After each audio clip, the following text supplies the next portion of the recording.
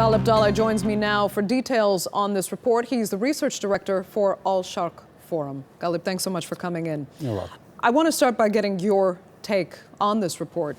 Did you find it reasonable? Are these recommendations that Turkey can work with? Well, I don't think that you can brush aside those criticisms as unfair. I think, significant chunk of this criticism is not unfair. I think, in the last 2 years, especially, Turkey had 4 elections in a row, and during this time, the reform or the previous pace of democratization was not in place, because in these last 2 years, the priority for all the parties has been winning the next election, and there has not been any significant program of democratization or reform, because the priority was not that, because the priority was winning the elections. However, one of the troubles that I find with this report is that, especially on the media freedom, and I think significant chunk of them is valid, but the fundamental issues in Turkey that needs to be urgently addressed with is the media ownership issue, because a significant chunk of the censorship in Turkey is also as put forward by many media analysts as well too, is self-censorship due to the close network of business with the government.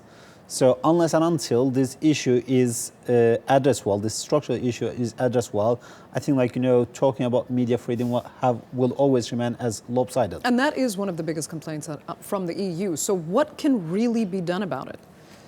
Well, I think Turkey needs a new regulatory framework when it comes to media. I think right now it's very hard to put A, B, C as the steps to be taken.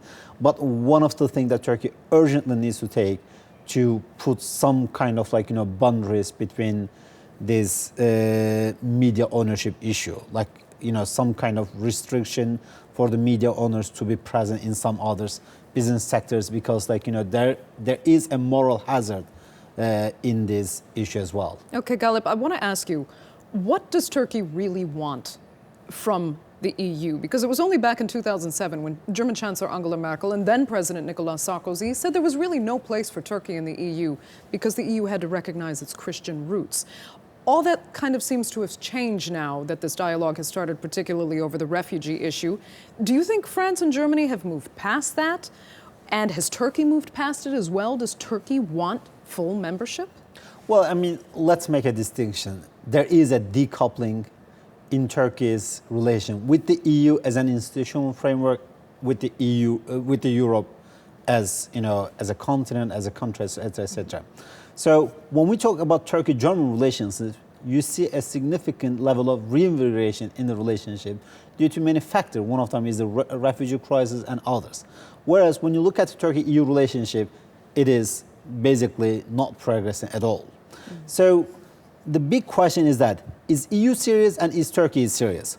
Right now, what I see, neither is serious in these regards. Neither EU is serious, nor Turkey is serious. So about the end game, because out of 33 chapters that one candidate countries need to complete in order to be a full member, only 14 is open and only 2 of them has been closed. And Turkey has started this process since 2005. So it's been 10 years, only 2 has been closed off. So that shows lack of seriousness on both sides. And that perhaps says something about how seriously the government might take that report. Galip, unfortunately, we're out of time. Thanks so much for joining us. Thank you.